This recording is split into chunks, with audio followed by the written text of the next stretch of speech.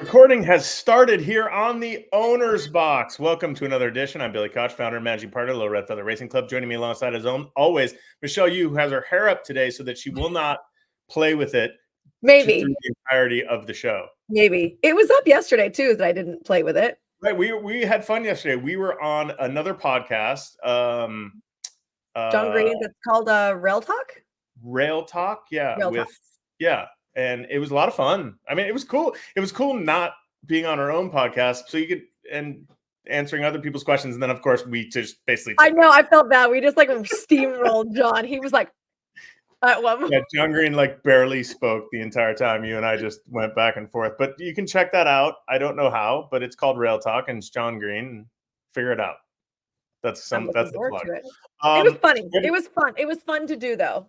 Super fun. We have a great show today. One of our favorite guests, Carrie Brogden, is going to join us in a couple minutes, and she's going to talk all about OBS April, which is coming up. She's sitting in front of her computer right now. She watches all the breeds. So we're going to talk about what she looks for in a breeze, what are the positives about selling and buying at 2-year-old sales, especially I'm also OBS. going to ask her really random questions just for people that maybe haven't been to a sale, like when do the horses come? Like, how do I find the horse I'm looking for? You know, like the physical layout, because you can do that. You know, stuff like that. So I think be less sophisticated. I'll be more sophisticated. Okay, I will that's do basically how we are in life, anyway.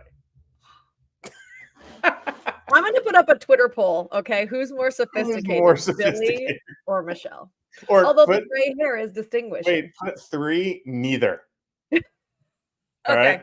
That's the poll. That's the poll. All right, Michelle, we had some, the final Derby preps were last weekend. I'm sure everybody knows about them. So let's not spend too much time on them because this is going up on Friday. It's been a week already. All right. Well, who was your most impressive winner for the weekend then? I think easily Sierra Leone. Track biases were speed all day, and this horse just lagged in the back and then unleashed this. I know. I saw the Twitter thing. I know. Here's the thing. Okay. This horse has gears, like he's nice and relaxed, except for him going into the gate, which could be an issue on Derby day. And he's just big and long. And I told you, I saw him in the paddock only because I wanted to get out. Look like he's going fast, right? He really doesn't, and he runs like this. Yeah. He has like tons of gears. He just does everything so easily. He's going to be tough to beat in the Derby, just because it looks like 1.25 miles is not going to be any problem for this horse. He just needs the right trip, and he's different from Tappet Trice last year, who won the Bluegrass. The Bluegrass has been known as this prep that can't win the Derby if you win the Bluegrass. This horse, to me, seems a little bit more athletic than Tappet Trice. Tappet Trice seemed like a big lug kind of plotter. Yeah, just whereas this horse, even though he's kind of this, whatever he does, he goes forward. And he's a pretty cool horse. So I think obviously he's the second choice. He's going to be the second choice behind Fierceness. I thought he was pretty impressive. I thought the horse was impressive too. Brad Cox. The Brad Cox horse that ran second, he was only like his 3rd lifetime start. Is that the one that was on the lead? Was that Top Connor? No, not Top Connor. It was Just a Touch. Yes, Just a Touch. Yeah. Yes. I thought he might get a piece somewhere. I read an article, I think it was in DRF, that he has the same kind of thing as Mage. Right? He was impressive winning. Then he ran second. Mm-hmm. He's kind of got that Mage feeling, who, of course, won last year. Now stands at Airdrie Stud for your good friend, Brett Jones. We love Brett Jones. And also we had Stronghold win the Santa Anita Derby, which was, I felt like, a fantastic outcome all the way around. And we'll have to get the Wallers on our show. I've asked them. Well, what'd they say? Oh, they're going to come on. We're going to get the Wallers. We're going to get the Wallers. It's such a great story. First of all, it's great for Phil D'Amato, who obviously you and I know very well. He's our main trainer, and I'm extremely proud. I don't think Phil's ever gotten teary-eyed for your horses, Billy. No, I'm just kidding. Yeah, probably not. He doesn't care about me much, but it was great to see him win and his team win and that horse win and Free Sue. And just so you know, that was his first grade one. I think we've mentioned this on the show that the mare Spectator passed away giving birth to Stronghold. So I mean, there's just a great story there, and I keep repeating things that might have been said on the pod yesterday, but I think our hearts, me and you personally, we will be rooting for Stronghold in the Derby, no question. Kind of reminds me of Hot Rod Charlie a little bit. That like, Yeah.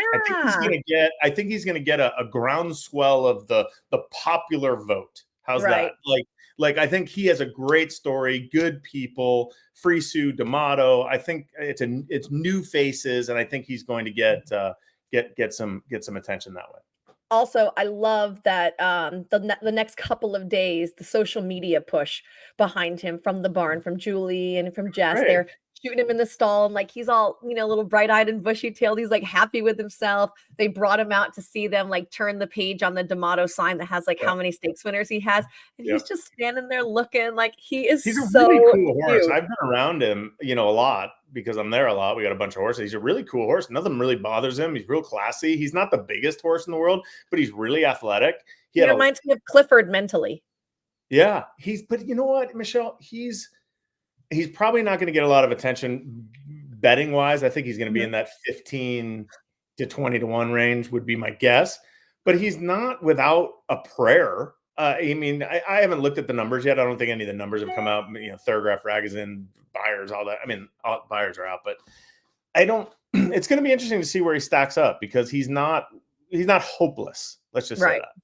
I agree. I agree. Yeah. One more prep, New York.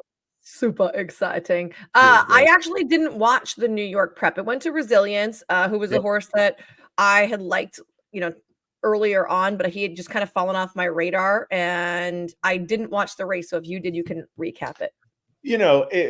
There wasn't. Listen, he was good. There's not much you can say. It a really good trip. Johnny B did his thing, and it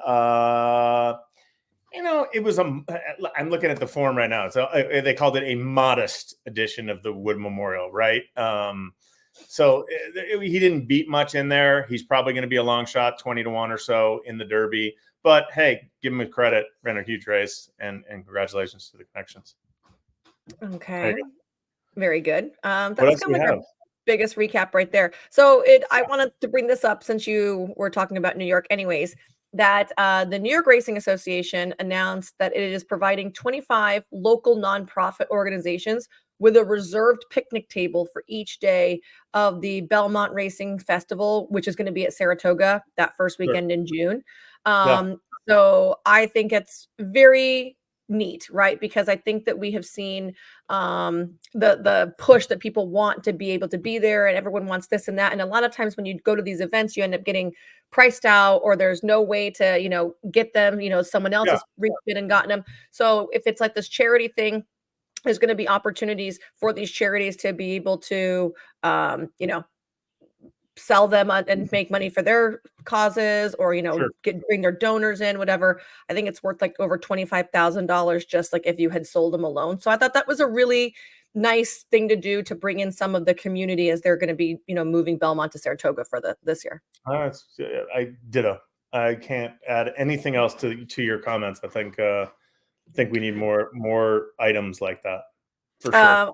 Also, like we need more items on the Stuart Rapoli we have Twitter. To get John Stewart on the show, right? Like, I mean, it's an absolute must. Like, what is happening? Like, what it is so strange. I find this whole thing. No one else thinks it's strange. I think it's strange. Very powerful men, like saying weird things on there and bashing each other, and I find it so odd that honestly I've stopped reading it. Doesn't it kind of remind you of like when Trump goes on his rant? Yeah. But Trump is Trump, and I think Trump is doing it intentionally. Okay. And I'm not 100% sure that these two, I still, even if Mike Rapoli says to me straight in the eye that I control my Twitter account, I do not believe that. Really? Yes, I don't believe there's any possible way that now it could be that there's someone sitting next to him and he's saying, just write this and this and this. I cannot believe that he is getting on a computer or on a phone and texting people, calling people names and that kind of thing. It just seems so strange to me. It's like, why are we doing this? I don't know. It seems very odd to me. And the fact that John Stewart, is that his name? Yeah. I mean, he he's just buying everything. Like he doesn't give a fuck. Like he reminds me of like a new NBA owner that's just coming in and flexing in his muscles and wagging some of his other parts and being like, oh yeah, of course, I just bought this horse. I just bought this horse. I bought Goodnight Olive. I bought this. I'm buying this. I'm going after the Winx baby. Like it's so odd. It's like usually you don't talk about that stuff. You just do it. Right. So I don't get it. I don't know. Maybe I'm in the minority. Well, we have to get John on for sure. Sure, and we'll ask him. I mean, we had Rapoli on, and we'll ask John about like what's going on. Like, why even get into this beef with Rapoli? Like, what is that? Carrie just popped in, and she's got a special guest. Oh my goodness! Let's bring her on. Carrie Brogden joining the owner's box. Here we go. This is Vijak. Oh, Vijak. Oh, that's cool. About Phil D'Amato and Stronghold. That was a Phil D'Amato trainee. Had the track record, I believe, at Santa Anita for the turf, 6 furlongs on the turf, maybe. What are you doing with him?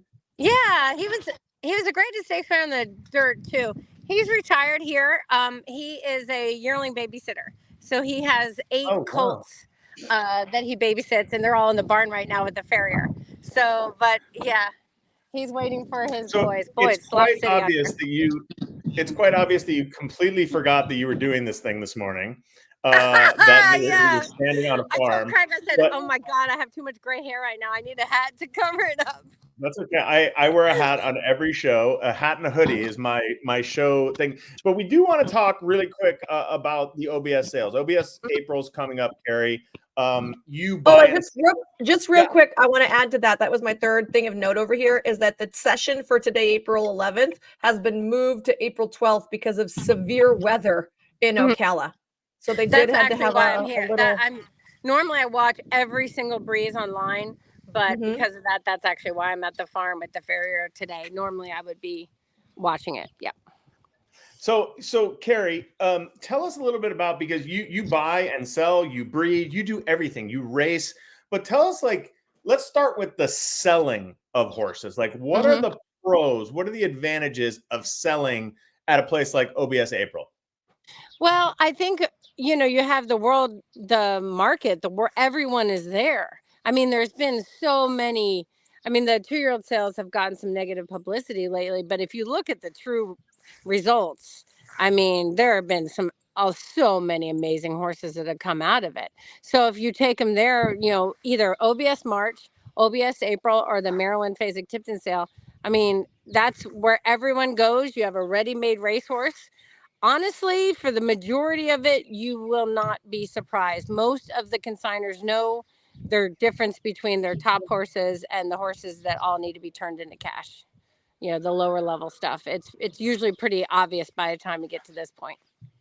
How is that? Like, tell us a little bit about like a horse's journey, because you're involved with a lot of consigners.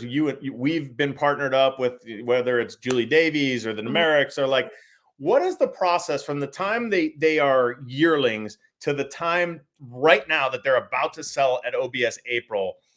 Give us like a timeline of what happens in those moments. Sure. Well, they'll go right down from the September sale usually, or if if they've failed to sell, or if we've kept them, we'll send them down there in September, and then they'll get their breaking started. A lot of the consigners do scrape shins, so to prevent buck shins, and I am a full believer in that. Scraping shins helps avoid the horrendous injury of bucking shins. But anyway, so they'll get broken, then they'll go through that process, and then come December, really, obviously they haven't asked them for any speed drills yet, but they'll understand how they move, how they gallop, their mindset too. Obviously with a racehorse, if you have all the talent in the world and it's a lunatic, or if it's stubborn or whatever, it doesn't matter. So, they start to formulate what sales you're going to go to. Oh, we're pointing to OBS March. This horse looks very precocious, or let's give it more time, or, ooh, this horse really moves awesome on the dirt. Let's go to Maryland. So it's all a process. And then you really, until the last 6 weeks before the sale, it's, sometimes you think you're going to have the second coming of Secretariat, and then you ask it for speed and you're like, oh, so, and sometimes reverse. Sometimes you have a horse where you couldn't freaking giveaway as a damn yearling. And you'll see that. I mean, you see $20,000 yearlings come up here, work lights out, become grade 1 winners because it's a performance sale. That's why I love the 2-year-old sales. I have a question. We saw a horse break the track record yesterday. Tis the Law filly. Hold on, buddy. And do you, as a consigner, want to be the bullet? Like, I mean, I know a lot of times it brings attention, but is there too much? Is it too much pressure to have like your horse work 20 and change or 9 and 4? Like, no, I don't think so. Carrie? Well, I think it's more. I would much rather have a beautiful, long striding, perfect gallop out 10 and 1 than I would a racing chop, no stride, knees hitting their chins 9 and 4. So to me, obviously, speed is completely valued. And most of our graded stakes winners that we have sold as 2-year-olds have worked 10-2 and under. Mind Your Biscuits was one of the few horses that worked 10 and 3, but he worked when it was really hot in the last set. But we've had a lot of them work 10 and 2 want to be graded stakes. Yeah. But the 11 flats, yep. Yeah, but it is interesting. But of course, it's different, you know. Yeah, as a buyer, let's shift hats now. As a buyer, I'm going to put this hat on and put my buyer hat on. And now I'm thinking to myself, I just see Carrie's thumb, but now I'm thinking to myself, okay, what are the advantages of buying a 2-year-old at, let's say, OBS April, than buying a horse from Carrie as a yearling? Can you talk a little bit about that? Oh, well, obviously you found if they're sound, how they move, if they have a good brain. I mean, a lot of the times, though, these really, really, really well-bred fillies, you will not be able to buy those kind, for example, at the 2-year-old sale. So, but as far as performance-based, you'll know. And then you have to look at your consignor. Is it a trusted consignor? I mean, obviously, there's a lot of publicity lately about, another 2-year-old consignor that it came out that the horses had, I guess, been given clenbuterol, which is complete, So it's one of those things where you get to know, I mean, you're going to be very comfortable buying from Eddie Woods or Nile or the Demericks. And I think that, so you have a big one up and the horse's sound. I mean, there's plenty of horses where, for whatever reason, they're exposed, I guess is the right way to put it. Maybe they have a stifle OCD and it bothers them or something like that. Yeah, that's totally valid. And I see your points. And you talked about, trusted people. And we, on our show constantly, because we bring in owners all the time and we do our thing at the end where we say, what's the one thing you've learned, and would give it and say, find people you trust. I guess, Carrie, how do you do that? Well, oh gosh, that is a really good question. I guess you have to employ an agent. If you don't live the industry, employ an agent that does. So a lot of the top agents will understand. I mean, honestly, Alistair Roden has killed it buying very reasonable horses from us. I mean, he bought an American Freedom off of us that worked 10 and 2 from Julie Davies. And I mean, he was like giddy. And the horse became a good stakes winner. And actually, the people turned down obscene money for him. But it's one of those things where, like, Alistair is well known for kind of being very honest and straightforward and not closed-minded. You don't have to always buy the most obvious horses. So I think, oh boy, I think having a trusted advisor is a good thing. I think that's a great point. And I think that's something you could get from going to OBS or going to someone like yourself and saying, like, hey, I'm a new client. I have $500,000 to spend on the 2-year-old sale. Carrie or Todd Wojo or someone like, or Billy or Michelle, who would you go talk to? And then interview these people. Like, go meet with 3 or 4 people and figure out who you like, who you trust, what's their resume like. Am I crazy to think that people just like show up at the sale and say, oh, that guy's cool, I'll go with him? Well, obviously there's been plenty of times where I've seen a person come in with plenty of money and they get with an agent that I'm like, you already know it's not going to go well. And I think that people have to understand in the thoroughbred industry, and I guess like any really major business, there's 3 different kinds of people. there's people that are in the know, and there's people that think they know, but they don't know. And then there's the crooks. So you try to stay, if you can find number one, Yep. and number two gets lucky sometimes. Yep. But number three is the one to avoid the most if possible. And I guarantee if you went around the sales grounds and asked consigners quietly and say, you know, that you would have the same list of 5 people on their hands that would be that style, that type of person. So Interesting. Thank you. Michelle, go ahead. So yesterday, Billy and I were on another podcast, and we were talking about when we're at the sales, and you know, we have to look at the vet and everything. And like Billy says, I don't even put my real name; I put something completely random. As a consigner, do you look at the cards for when people come and like write? Do they like you like making sure they're real names? And do you look at the vets to see like, did Billy look at my horse? well, I would say, like with the card people, most of the card people, like Kelly Lively runs the cards for us and also runs it for the Demericks. She knows if Chad Brown comes over there and he writes like, Donald Duck. Larry Bird, they're going to be changing that.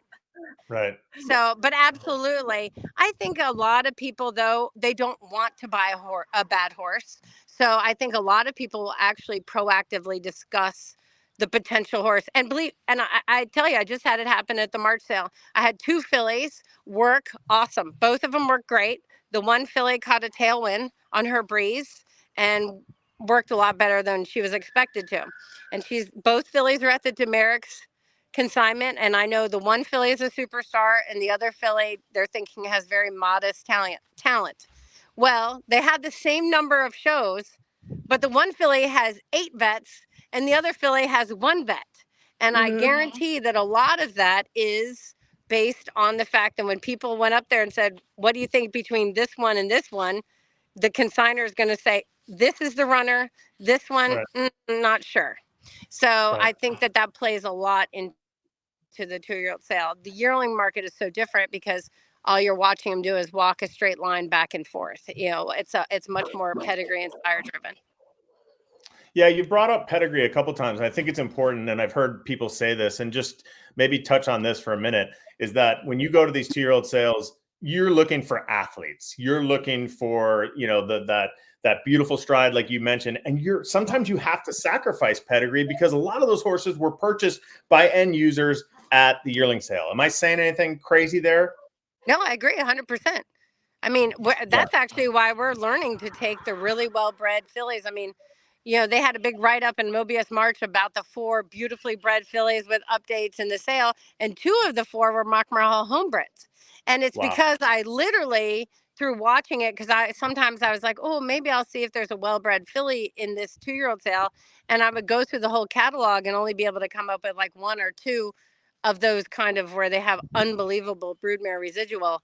And so the light bulb kind of went off that, yes, normally those kind of horses get bought as yearling sales at the yearling sales. So it is a performance-based sale. But the good thing is if you have a really well-bred filly and she's just an okay performer, there's still going to be fans to buy her because of that. If you have a colt that works, 10-3 and gallops out like a donkey, it's not going to be the same.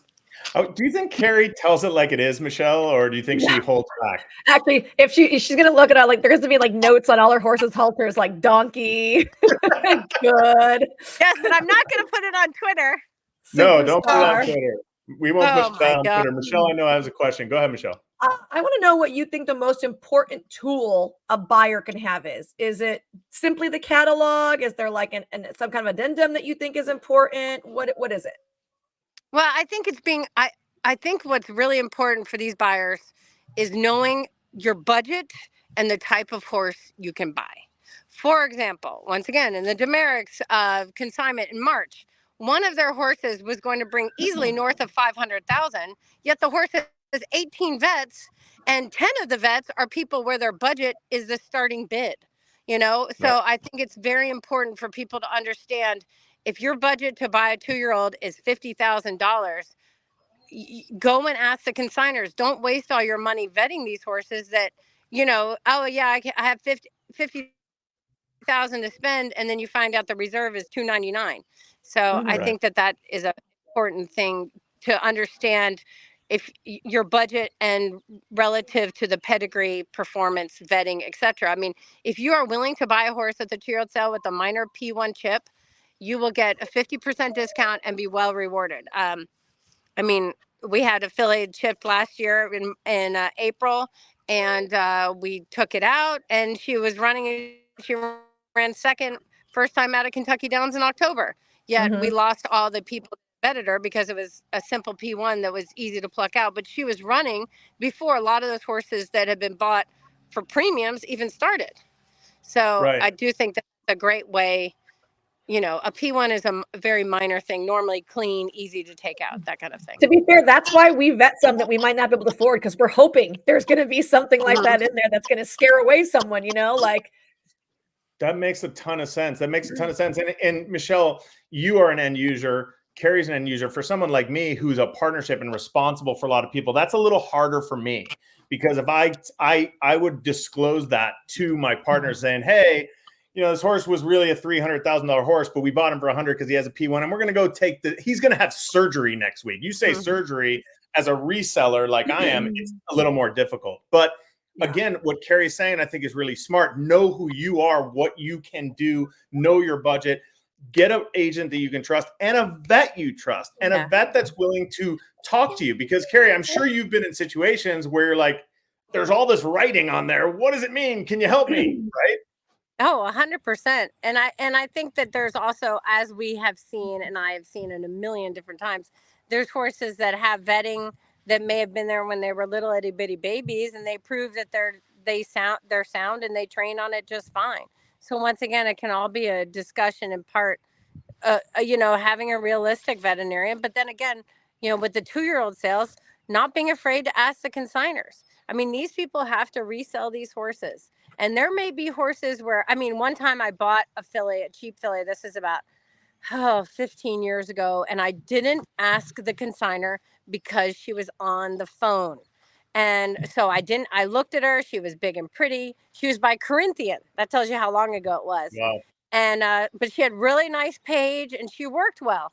Well, of course, because I'm an idiot and I've learned the hard way now, I did not realize Susan Montaigne was breezing her. She didn't carry a whip.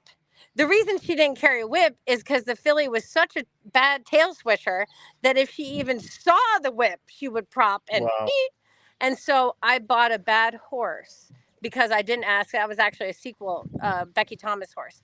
I bought a bad horse off Becky because I didn't ask her opinion. If I'd gone up to the consignments and asked her, she would have told me the truth. So you think they will tell you? That's what I find interesting, because that's like, you know, how do I know when they're telling the truth? Like, who you really think she would have said to you, hey, Carrie, you don't want this horse? Because she's doing her job too. She's trying to sell that horse for a client. Absolutely. I think she would have, because that's the whole point. I mean, a lot of people don't want to go up and ask the consigners, because they're afraid they're tipping their hat that they're interested. But to me, especially in a performance sale, I have no doubt that Becky would have told me. I literally remember it vividly in my mind. And after I bought her, actually, Susan and I was mentoring her at the time, and she texted me. She's like, did you just buy that Corinthian filly? And I'm like, yeah, because I was buying it for a well-bred filly syndicate. And she was like, oh my God. She's like, bad. And you're in trouble.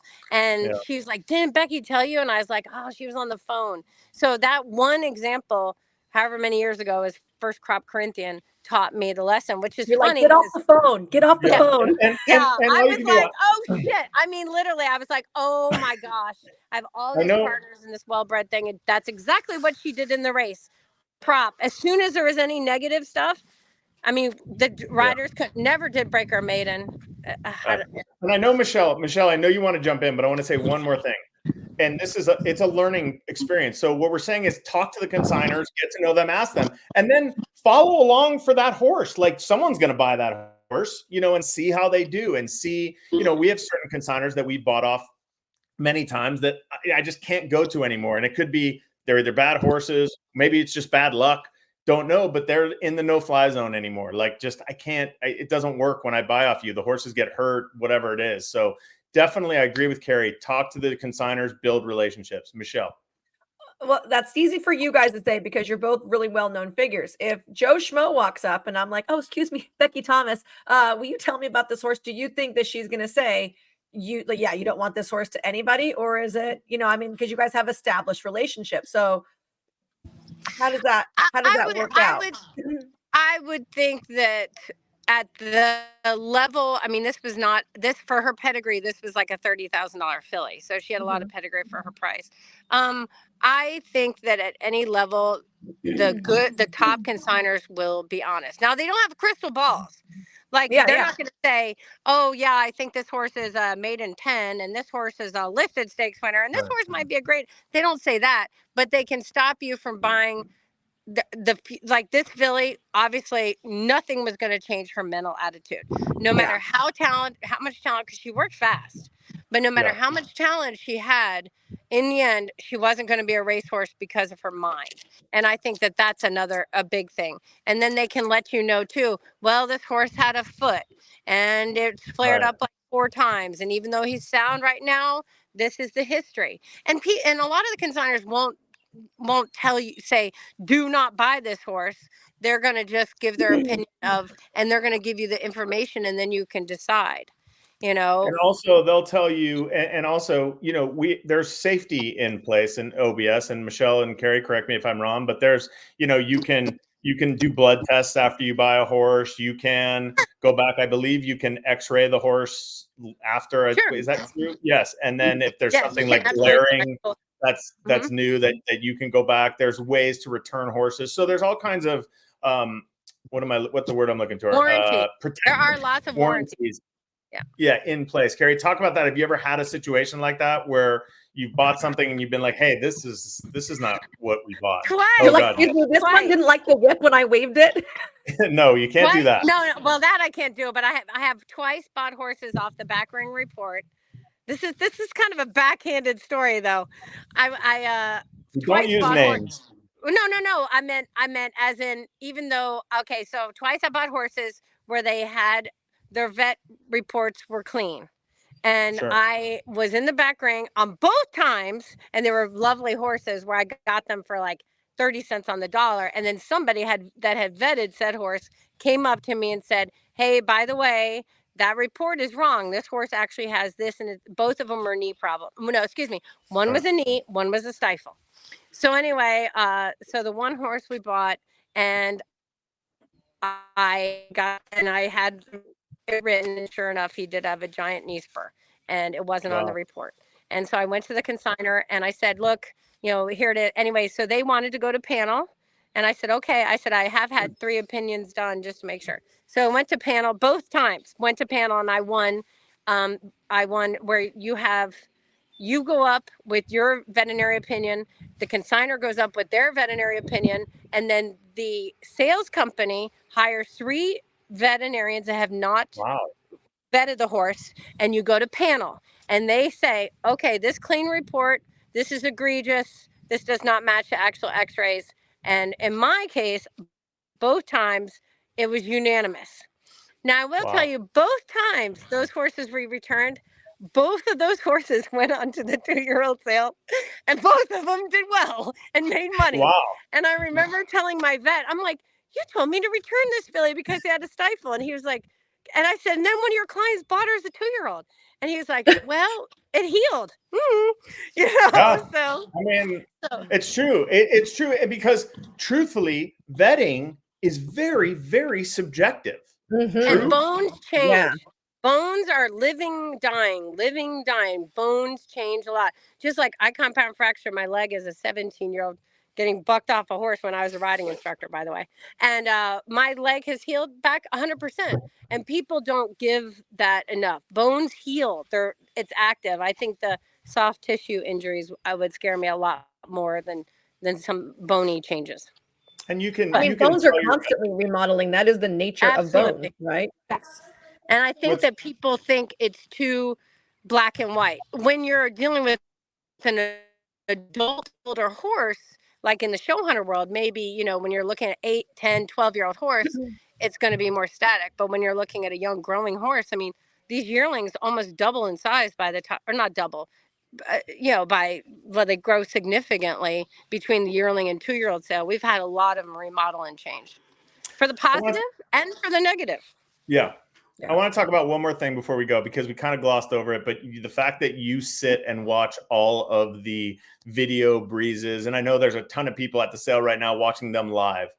Could you just take us through what you look for in a breeze? I think that's a really important thing, because it's not just the time. You kind of touched on it earlier.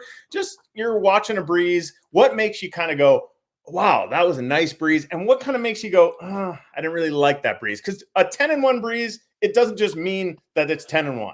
Right. I think the best way to describe a breeze that gets all the attention is effortless. And a negative breeze would be jackhammer. And I did see some already that breeze 10 flat, and I wrote on my sheet jackhammer.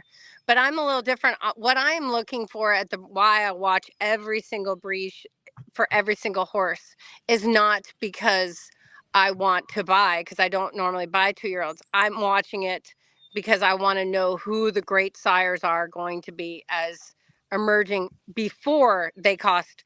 Like when Gunrunner hit, we bred 3 mares that year to him at 45,000. Now he's 250.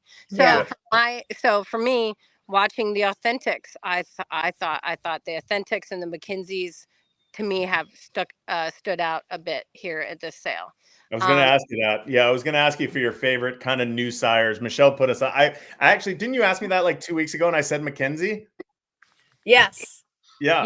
I asked you that, and you said Mackenzie. Yes. That's what I mean. Yeah. So Carrie, you see Mackenzie, you see Authentic. Anybody else that's kind of on your radar right now?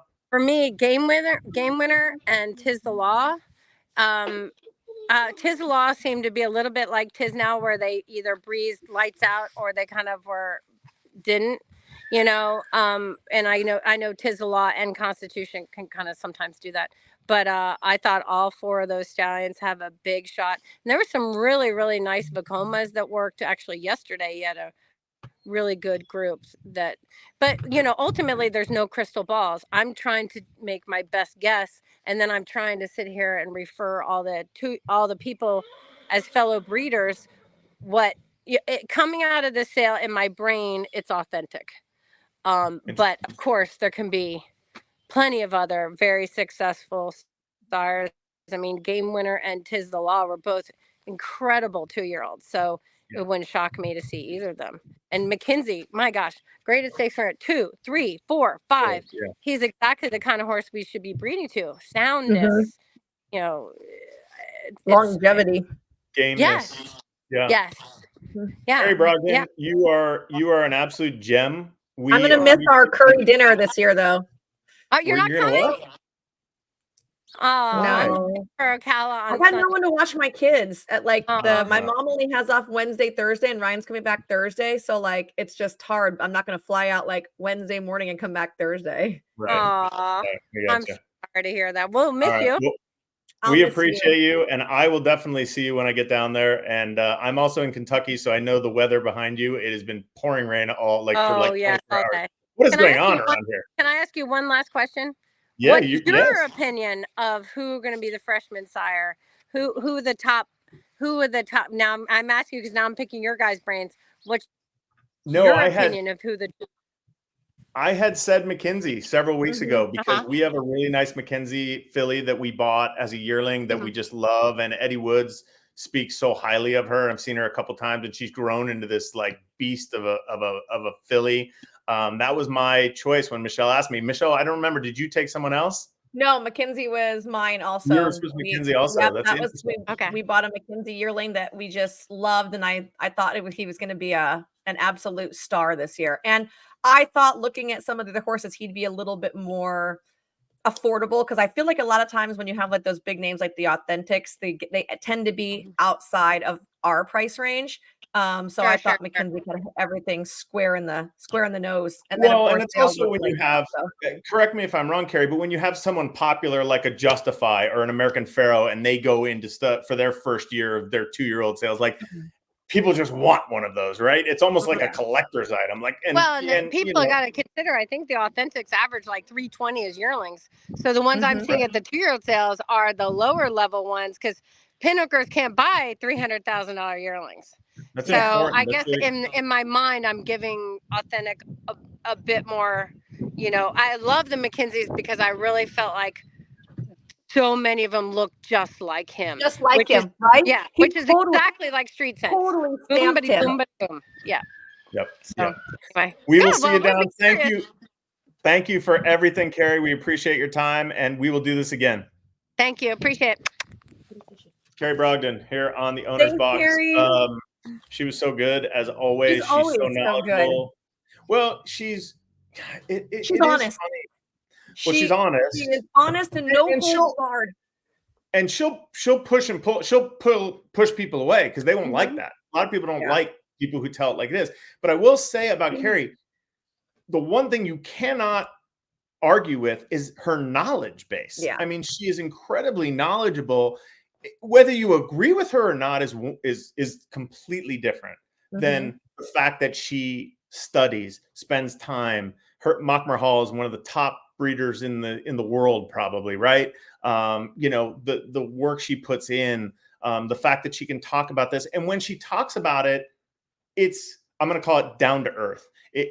She's talking about it so that people who are watching the show or listening to the show can understand what she's trying to say, which I like. A lot of times people try to be, we laughed about sophistication, you know, distinguished.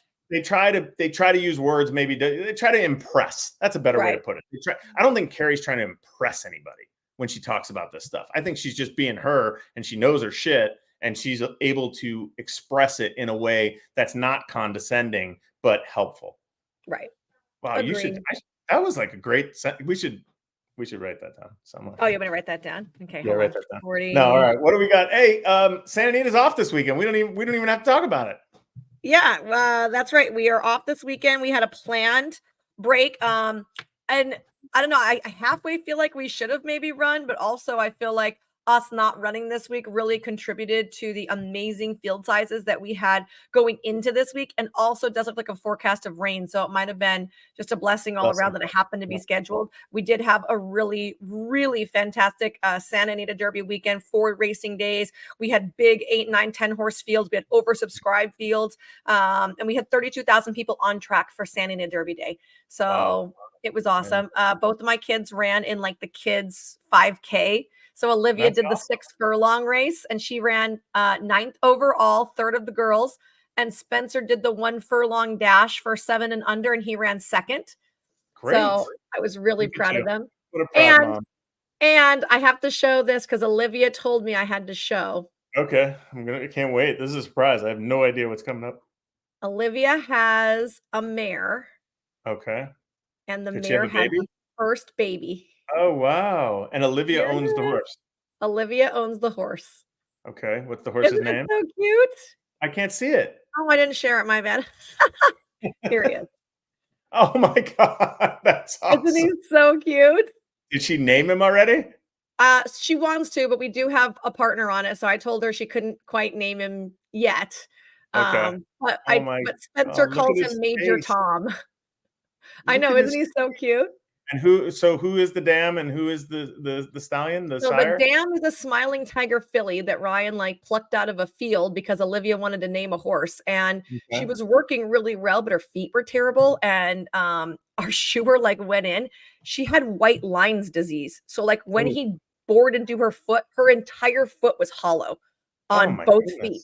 So we're like, let's just give her some time and see. But it was just growing out so slowly. It just was not gonna, we'd be 5 or 6 years old before that. And that was something that, she had gotten an illness. It wasn't like an unsoundness issue. It was a infection, right, that caused that. Yep. So that's so cute. And who's the sire? So this is a Tom's Tribute baby. Our partners are shareholders on Tom's Tribute. And then she's being bred back to Mo Forza. Fantastic. That's a great picture. Congratulations to Spencer, who is now in the screen again, and also Olivia. To be fair, he's only 5, and he comes over because he's been getting himself dressed, and he needed something to eat. Amazing. And he just needed some help, buckling his buckle. I don't care if Spencer's on the whole show. You're talking to the wrong guy if you think that's the case. Special thanks to Carrie Brogden. Michelle, next week I'll be back in Kentucky, so Okay. we'll do it after the sale. We'll do a little sales recap from OBS, and hopefully you will have a great weekend. Looking forward to that for sure. And let me just make sure we don't have any housekeeping to take care of. Okay. Housekeeping. Yep. All right. No, just Any that. Just we all want to know that OBS is in town. So it's the largest 2-year-old sale in the world. We've had 10 graded stakes winners so far from last year's April sale at OBS, including Dreamfire, Carson's Run, Nisos, Intricate, Nothing Like You, Winstock, Hades, Manama Gold, Lemon Muffin, and Power Squeeze. So That's those amazing. dates are April 16th to April 19th. And if you're not going to be there, you're missing out. Yeah, I'm going to be there 14, 15, 16. I'm going to fly out on Wednesday. I'm going to leave it up to my good friend John Dowd to find us a horse. John is so great. I love John. The best. Genius. All right, He's genius. let's go. Put it up. All right. Bye. See you, everybody.